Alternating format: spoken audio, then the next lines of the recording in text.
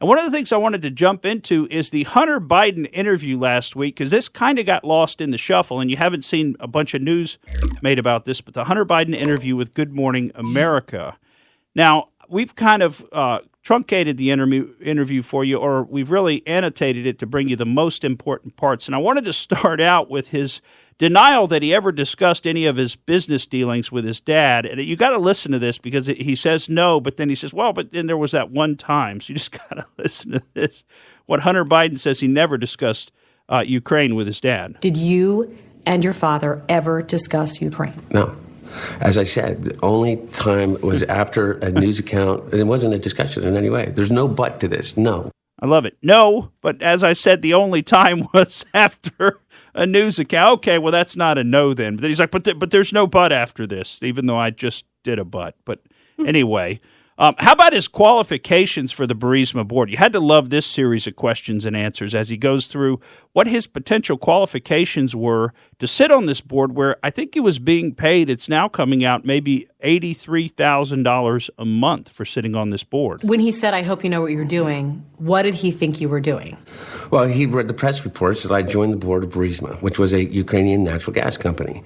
And there's been a lot of misinformation about me, not about my dad. Nobody buys that, but it buys this idea that I was unqualified to be on the board. What were your qualifications to be on the board of Burisma? Well, I was vice chairman of the board of Amtrak for 5 years. I was the chairman of the board of the UN World Food Program. I was a lawyer for Boies Schiller Flexner, one of the most prestigious law firms in the world. You didn't have any extensive knowledge about natural gas or Ukraine itself, though. No, but I think that I had as much knowledge as anybody else that was on the board.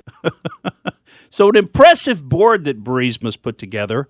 You got to like it when the questioner then asks him a more introspective question. I don't know why he just reminds me right now of he should be in an 80s movie, Big City, Bright Lights. What movie was that with Michael J. Fox? You know, oh, boy. I'm not. You know what I'm talking about? I don't know why. That's just what comes to my mind when I hear him doing the interview. Yeah. Okay. Well, you'll love this part, because this is where he starts to get introspective about things. And I think this is hilarious when he's asked if maybe the Biden name had something to do with him getting that spot on the board. If your last name wasn't Biden, do you think you would have been asked to be on the board of Burisma? I don't know.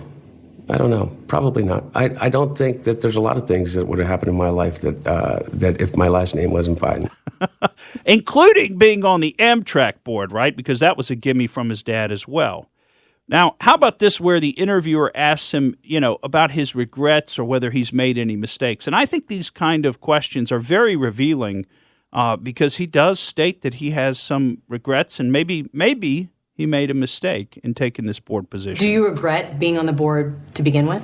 No, I don't regret being on the board. What I regret is not taking into account that there would be a Rudy Giuliani and a president of the United States that would be listening to this ridiculous conspiracy idea. Did I make a mistake? Well, maybe in the grand scheme of things, yeah. But did I make a mistake based upon some unethical lapse? Absolutely not. Absolutely not. Did I make a mistake? Well, maybe, yeah. Maybe I did. Do I have some regrets?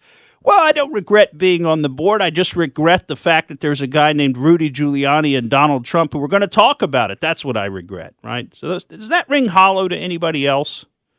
Well, another question, this sort of I thought was funny and maybe a little bit of a window into his personality. The interviewer gets a little bit close to some sensitive subjects, which is him being in and out of rehab so many times. And I just thought this was very revealing, the way he addressed her question to him, which he had to know this question was coming. I've gone through my own struggles.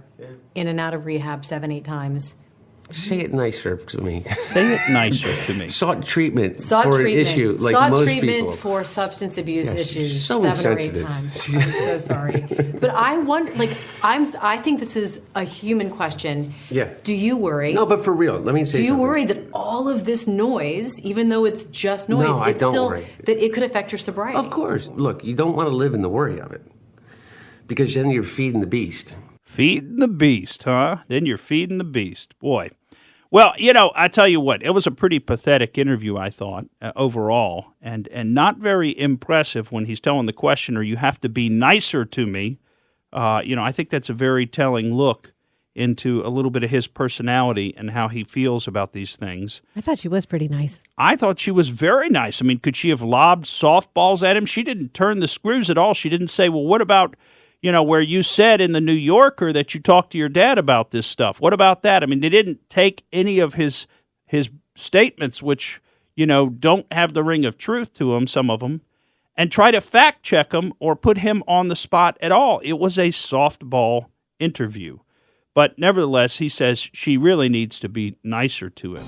Thank you for listening to the Morgan Streetman Show. We hope you enjoyed what you heard, and if you did, please click like and subscribe to help us out. And remember that we recommend that you exercise your brain at least once a week.